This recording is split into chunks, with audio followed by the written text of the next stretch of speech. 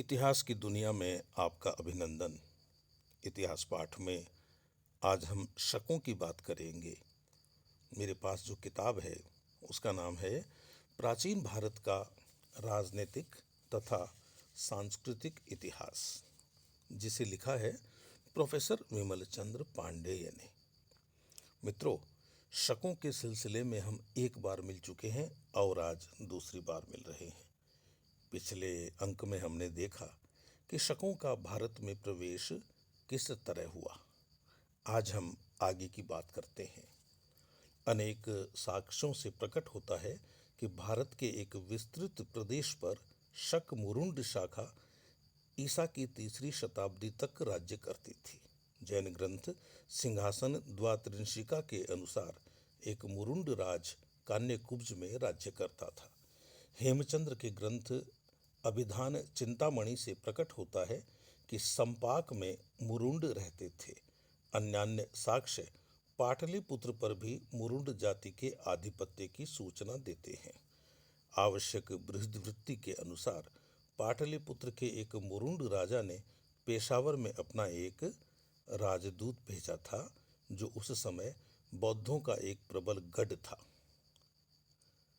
इसी प्रकार पादलिप्त प्रबंध का कथन है कि पादलिप्त ने पाटलिपुत्र के मुरुंड राजा की सिर दर्द में दवा करके सहायता की थी। सिल्वा लेवी महोदय ने चीनी साहित्य का एक उदाहरण दिया है, जिसके अनुसार बु वंश के चीनी सम्राट के एक पदाधिकारी ने अपने स्वामी को यह सूचना दी थी कि भारतवर्ष में बौद्ध धर्म की प्रधानता है और वहां म्यूलून नाम का राजा राज्य करता है। लेवी महोदय ने म्यूलून का समीकरण मुरुंड के साथ किया है। अन्य विदेशी लेखक भी भारतवर्ष में मुरुंड राज्य के साक्ष्य उपस्थित करते हैं। टॉलमी के अनुसार मुरुंड गंगा नदी के पूर्वी तट पर और सरयू की घाटी में स्थित थे। इस कथन की पुष्टि ओपियन नामक एक अन्य लेखक से होती है, जो कहता है कि मरुंडीन जाति गंगा की निवासी थी। इन सब उद्धरणों से प्रकट होता है कि शक मुरुंडों ने काफी समय तक भारतवर्ष के एक विशाल प्रदेश पर राज्य किया था।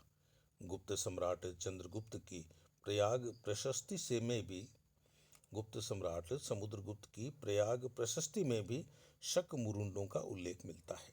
इससे प्रकट होता है कि 4वीं शताब्दी में भी शक भारत के पश्चिमोत्तर प्रदेश में विद्यमान थे। यदि हम तक्षशिला के शक शासकों की बात करें तो वहां खुदाई में प्राप्त वस्तुओं की सतह से मार्शल ने यह निष्कर्ष निकाला है कि उस प्रदेश का सर्वप्रथम शक शासक मावेज था। उसकी कुछ मुद्राओं पर पार्थिया की मुद्राओं का प्रभाव दृष्टिगत होता है। इससे अनुमान होता है कि वह भारतवर्ष में उत्तरी मार्ग से आने वाली शक मुरुंड शाखा का वंशज नहीं था, वरन दक्षिणी मार्ग से आने वाली ईरानी शक शाखा का वंशज था। ईरानी शक शाखा ही पार्थिया के संपर्क में आई थी, लेकिन इस मत के विरोध में स्टेन कोनो का कथन है कि मावेज का नाम मध्य एशियाई प्रतीत होता है। इस आधार पर वह उत्तरी मार्ग से आने वाली शक मुरुंड शाखा का वंशज प्रतीत होता है। यदि ऐसा है तो वह किपिन के शक मुरुंडों से संबंधित रहा होगा। किसी समय लोहाई जैन नामक एक विदुषी ने यह मत प्रतिपादित किया था कि एजेज प्रथम की भांति मावेज पार्थियन था, शक नहीं, लेकिन अधिकांश विद्वान इस मत को स्वीकार नहीं करते। डॉक्टर अल्तेकर ने यह मत प्रतिपादित किया कि मावेज प्रारंभ में पार्थिया के अधीन एक सामंत था। अपने मत की पुष्टि में उन्होंने बताया कि मावेज की कुछ मुद्राओं पर एकमात्र राजा की उपाधि मिलती है। मावेज की कुछ मुद्राएं पार्थिया की मुद्राओं से मिलती जुलती हैं। संभव है कि पार्थिया नरेश मिथदात द्वितीय के पश्चात जब पार्थिया का केंद्रीय शासन निर्बल पड़ गया तो उसके कुछ सामंतों ने अपनी स्वतंत्रता की घोषणा कर दी हो। मावेज की तिथि के विषय में बड़ा मतभेद है।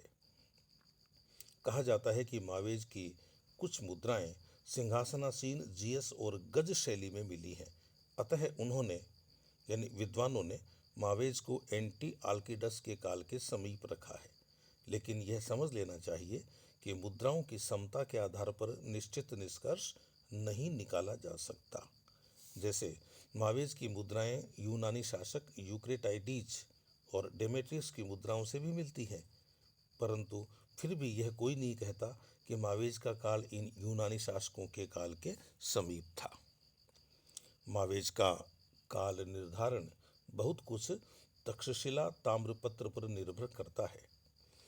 इस ताम्रपत्र से पता चलता है कि महाराज मोग नामक एक शक्तिशाली शासक हुआ है।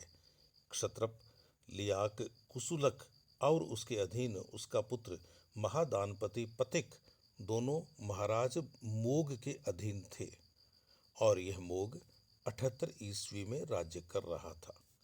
फ्लीट को छोड़कर प्रायः समस्त विद्वानों ने महाराज मोग का समीकरण शक नरेश मावेज के साथ किया है।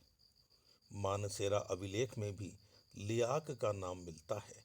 डॉक्टर राय चौधरी का मत है कि तक्षशिला ताम्रपत्र और मानसेरा अभिलेख के दोनों लियाक यानी तक्षशिला ताम्रपत्र और मानसेरा अभिलेख के दोनों लियाक एक ही व्यक्ति के नाम हैं। मानसेरा अभिलेख के आधार पर यह कहा जा सकता है कि किपिन के कुछ भाग पर मावेज का अधिकार रहा होगा, लेकिन चीनी लेखों से प्रकट होता है कि कम से कम 32 ईसा पूर्व तक किपिन पर पिन मो फू का अधिकार था। इससे सिद्ध होता है कि 32 ईसा पूर्व के बाद ही मावेज का उदय हुआ है। अब रही तक्षशिला ताम्रपत्र में उल्लिखित 78 तिथि की बात, विद्वानों में बड़ा मतभेद है कि यह तिथि किस संवत की है।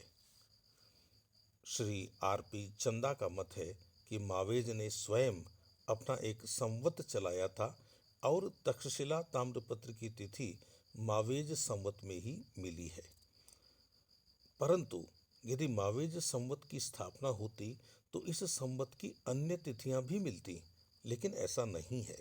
एकमात्र तिथि के लिए एक स्वतंत्र संवत की कल्पना करना स्वाभाविक प्रतीत नहीं होता। लोहाई जैन के मतानुसार तक्षशिला ताम्रपत्र की 78 तिथि सीथियन यूची शक संवत की है, जिसकी स्थापना 139 ईसा पूर्व हुई थी। इसी प्रकार रैप्सन इसे पार्थियन संवत की तिथि मानते हैं, जिसकी स्थापना 150 ईसा पूर्व में हुई थी। मार्शल और टार्न महोदय इसे 155 ईसा पूर्व में स्थापित शक संवत की तिथि मानते हैं। लेकिन तक्षशिला ताम्रपत्र की तिथि को विक्रम संवत की तिथि मानना अधिक उपयोगी प्रतीत होता है, क्योंकि पुराने खरोष्ठी अभिलेखों की तिथियां अधिकांशतः विक्रम संवत में ही है। यदि हम तक्षशिला ताम्रपत्र की तिथि को विक्रम संवत की तिथि माने तो यह निष्कर्ष निकलता है कि मावेज 20 ईस्वी में तक्षशिला का शासक था। टार्न कहते हैं कि यह संभव नहीं है, क्योंकि 19 ईस्वी में तक्षशिला में गांडोफार्नीज राज्य कर रहा था। इसमें कोई संदेह नहीं कि गांडोफार्नीज पश्चिमोत्तर भारत के किसी प्रदेश में 19 ईस्वी में राज्य कर रहा था, लेकिन यह मानना आवश्यक नहीं है कि वह 19 ईस्वी में तक्षशिला पर भी शासन कर रहा हो। संभवतः तक्षशिला उसने कुछ समय बाद जीता था। निष्कर्ष यही निकलता है कि मावेज के शासन का काल प्रारंभ 30 ईसा पूर्व से पूर्व और उसका अंत 20 ईसा पूर्व के पूर्व नहीं हो सकता। इस निष्कर्ष की कुछ पुष्टि एक अन्य अभिलेख से भी हो जाती है। यह है मथुरा सिंह शीर्ष अभिलेख। इस अभिलेख में महाक्षत्रप पथिक, महाक्षत्रप राजुल और उसके पुत्र क्षत्रप षोडाश का उल्लेख मिलता है।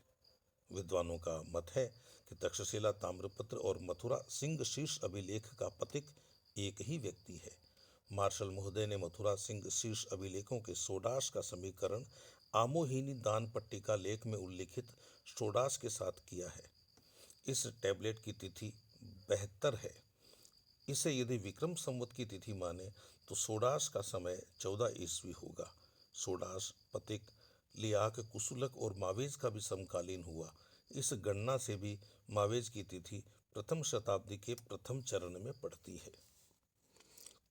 तक्षशिला ताम्रपत्र की तिथि 78 है। तक्षशिला ताम्रपत्र की तिथि 78 है। उसमें लियाक, कुशलक, क्षत्रप है और उसका पुत्र पतिक उसके अधीन महादानपति है।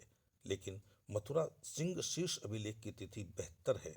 उसमें पतिक को महाक्षत्रप कहा गया है। अतः यह कैसे संभव है कि पतिक पहले अर्थात 14 ईस्वी में महाक्षत्रप हो और बाद में 20 ईस्वी में अपने पिता के अधीन वह महादानपति हो जाए। इस विषमता को देखकर कुछ विद्वान ये कहते हैं कि ये दोनों तिथियां यानी 78 और 72 एक संवत यानी विक्रमी संवत की तिथियां नहीं हो सकती। लेकिन इस आपत्ति में कोई बल नहीं है, क्योंकि मथुरा सिंह शीर्ष अभिलेख एक ही समय उत्कीर्ण नहीं हुआ था। मैरा अभिलेख में कनिंगम महोदय ने मोह नाम पढ़ा है। यह मोह मोग अथवा मावेज हो सकता है। इस अभिलेख की तिथि 58 है। यदि इसे विक्रम संवत की तिथि माने तो मावेज की सर्वप्रथम तिथि 1 ईसा पूर्व हुई। इस गणना से मावेज का शासनकाल 1 ईसा पूर्व से 20 ईस्वी तक होता है। लेकिन यहाँ यह याद रखना चाहिए कि यह निष्कर्ष पूर्णतः असंदिग्ध नहीं है। सरकार महोदय ने मावेज का शासनकाल 20 ईसा पूर्व से 22 ईस्वी तक माना है। तक्षशिला ताम्रपत्र से प्रकट होता है कि तक्षशिला प्रदेश मावेज के अधिकार में था। इस ताम्रपत्र में उसके क्षत्रप लियाक कुशुलक का उल्लेख है, जो मावेज की अधीनता में चुक्स यानी तक्षशिला के समीप का आधुनिक चच पर राज्य करता था। उसने तथा उसके पुत्र पतिक ने तक्षशिला में महात्मा बुद्ध के अवशेषों को स्थापित करवाया था और वहां एक संघाराम बनवाया था। तक्षशिला उस समय पश्चिमी पंजाब एवं गांधार का केंद्र था। अतः पश्चिमी पंजाब और गांधार का पर्याप्त प्रदेश मावेज के अधीन रहा होगा। मानसेरा अभिलेख में भी मावेज के अधीन क्षत्रप लियाक कुशुलक का उल्लेख है। संभवतः किपिन का कुछ भाग भी मावेज के राज्य में सम्मिलित होगा। इस पर पहले शक मुरुंडों का अधिकार था और उसके पश्चात वू ताओ लाओ उसके पुत्र तथा यिन मोफू का। मावेज की कुछ मुद्राओं पर कपिश के नरेश टेलीफस की मुद्रा शैली का प्रभाव है। इस आधार पर टार्न महोदय का मत है कि मावेज ने कपिश पर अधिकार कर लिया था। इसी प्रकार मावेज की कुछ मुद्राएं पुष्कलावती शैली की हैं। अतः रैप्सन महोदय ने यह निष्कर्ष निकाला कि पुष्कलावती भी मावेज के अधीन था। लेकिन एकमात्र मुद्रा शैली के अनुकरण से किसी स्थान विशेष पर किसी का अधिकार सिद्ध नहीं हो जाता। कापिश और पुष्कलावती की मुद्राएं तक्षशिला में भी आती होंगी। मावेज ने उन्हीं के अनुकरण पर अपनी कुछ मुद्राएं बनवाई होंगी। यदि कापिश और पुष्कलावती पर मावेज का अधिकार होता तो वहां उसकी मुद्राएं अवश्य मिलती, लेकिन ऐसा नहीं हुआ। मथुरा सिंह शीर्ष पर स्टेन कोनो ने मुकी पढ़ा है और उसका समीकरण मोग के साथ किया है। इस आधार पर कुछ विद्वान मथुरा पर भी मावेज का अधिकार मानते हैं, लेकिन कोनो का पाठ संदिग्ध है। पुनः मथुरा में उस समय एक अन्य शक वंश राज्य कर रहा था। टार्न का कथन है कि मावेज ने मिनेंडर की एथना एल्किस शैली की मुद्राओं का अनुसरण नहीं किया। प्रकट होता है कि मिनेंडर के राज्य के सर्व प्रमुख भाग यानी सियालकोट प्रदेश पर मावेज का अधिकार नहीं था। लेकिन यह तर्क सही नहीं है। मिलिंद पन्हो सियालकोट को मिनेंडर की राजधानी अवश्य बताता है, लेकिन इस नगर में मिनेंडर की कोई टकसाल नहीं थी। यही कारण है कि सियालकोट में मिनेंडर की मुद्राएं जो मिली हैं वे काबुल घाटी में ही पाई जाती हैं। इस प्रकार मावेज का राज्य किपिन यानी कश्मीर, पश्चिमी पंजाब और गांधार के कुछ भाग तक ही सीमित था। मावेज एक शक्तिशाली शासक विदित होता है। तक्षशिला ताम्रपत्र में उसे महाराज कहा गया है। कुछ मुद्राओं पर उसे रजति रजस महतस मऊस कहा गया है। अपने राज्य में उसने क्षत्रप नियुक्त कर रखे थे, जो उसकी अधीनता में शासन संचालन करते थे। तक्षशिला ताम्रपत्र एवं मथुरा सिंह शीर्ष अभिलेख में उसके क्षत्रप लियाक कुशुलक और पतिक का पता चलता है।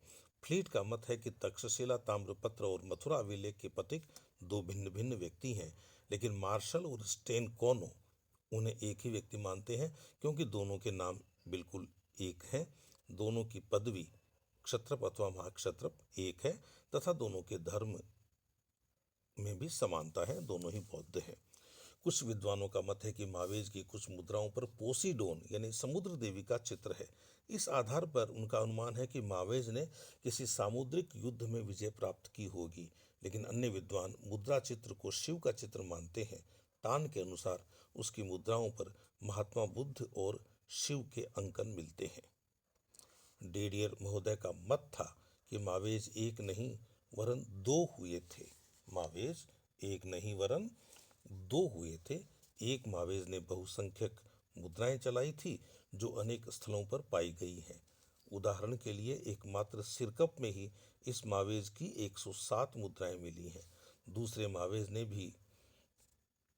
मावेज ने कोई भी मुद्रा नहीं चलाई थी। डेडियर महोदय के अनुसार तक्षशिला ताम्रपत्र में उल्लिखित मावेज यही दूसरा व्यक्ति था, लेकिन डेडियर के इस मत को प्रायः सभी विद्वानों ने अस्वीकार कर दिया है। तो मित्रों, यह था आज का इतिहास पाठ। फिर मुलाकात होगी। नमस्ते।